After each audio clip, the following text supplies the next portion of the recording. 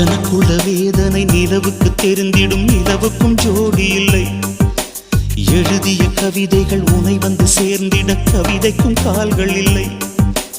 உலகில் பெண் வர்க்கம் 100 கோடியாம், அதிலே நீ யாரடி?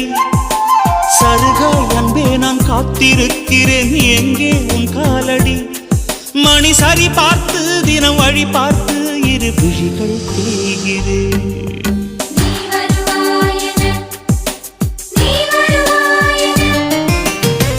பார்த்து பார்த்து கண்கள் பூத்திருப்பேன், நீ வருவாயென. பூத்து பூத்து புன்னகை சேர்த்து வைப்பேன், நீ வருவாயென.